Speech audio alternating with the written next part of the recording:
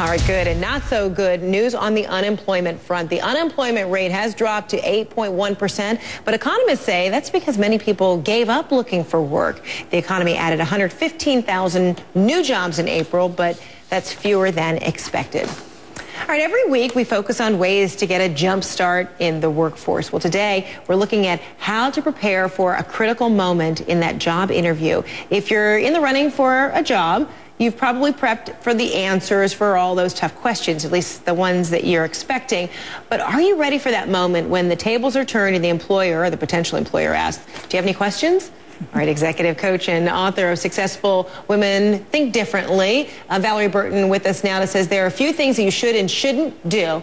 Certain things you should never say at that moment. Okay, so how do we begin this? Do we want to, go to the punchline? What you should never say when they say, any questions for us? You should never say, no. I'm cool. Thank you. That was a great interview. No, you've covered everything. Right. Don't do that. You always want to come with questions because that shows that you have an interest in the company, that you're a critical thinker. So never say no. Come prepared with some questions. Oh, my goodness. So what kind of research do you need to do on the company so that you are best prepared, perhaps, moving forward, so you don't have that kind of, cricket moment? You want to do as much research as possible. If there's anyone that works for the company, has the company as a client. Obviously, now with so much on the internet, I mean, you can do website research, etc.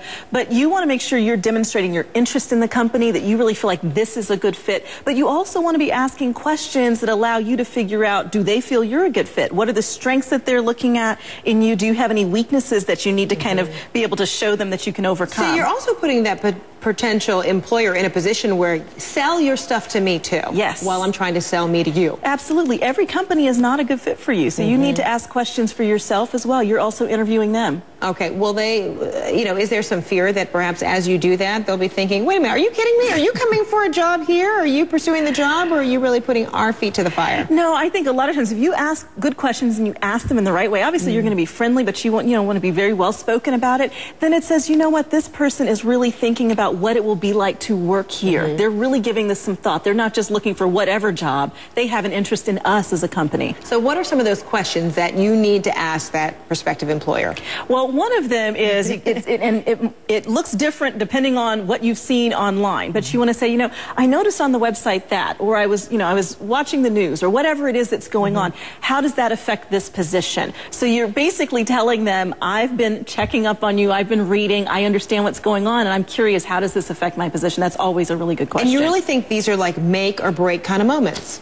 These are, because it gives you an opportunity to go back and forth with them. And I think that's so critical in the interview process. You're building rapport. Oh, my goodness. Yeah. All right. Well, hopefully folks, will feel empowered to do that, because an awful lot of times people go to a job interview, they're intimidated by the whole process, and they kind of get a little nervous about the idea of challenging a prospective employer because they're afraid they're going to turn them off. You're afraid of that, but you also want to ask, simple questions like, what do you feel is an ideal fit for this role? Do you see any reasons why I might not be the right candidate for this role? This enables you to go back later on and to say, you know what, when I follow up, I want to kind of show them how, they saw this as a weakness, but maybe there's some other experience I didn't share. And you always want to end with that, what are the next steps? What's the timeline, so that you understand what's coming next in the interview process. And that follow-up's still very important. Oh, absolutely. How you kind of seal it. Following up with a handwritten note. Email is great, but also do the handwritten note. Many people don't do that these days, and it stands out. Handwritten, not type. Really? You want them to see your penmanship? Is